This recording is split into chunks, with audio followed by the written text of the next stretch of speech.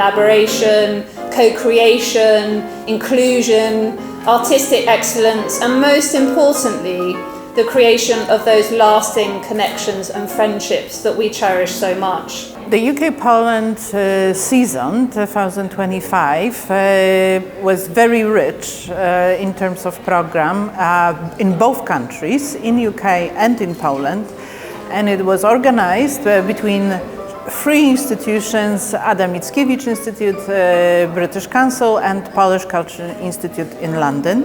The UK-Poland season 2025 has been a wonderful programme of bilateral connections between the UK and Polish, or British and Polish arts institutions and artists from both our countries.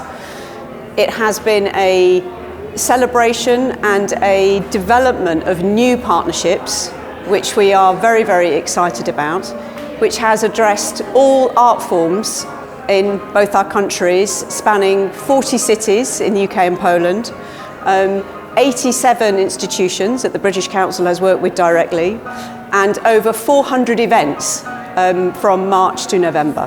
What we created together was not just a program. It was a living, organically grown exchange that showed the very best of our people and cultures. I would only like to express our gratitude to everyone involved. Thank you, and let's plan another Polish culture season soon. Thank you very much.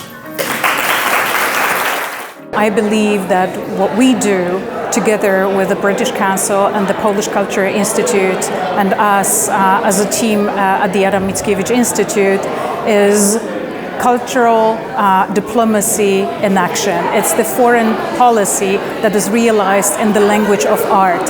Really, it's a fantastic collaboration between the UK and Poland, celebrating the very best of our shared culture and artistic collaboration. So it gives the opportunity to develop new work, to promote Polish culture here in the UK and vice versa, UK culture in Poland.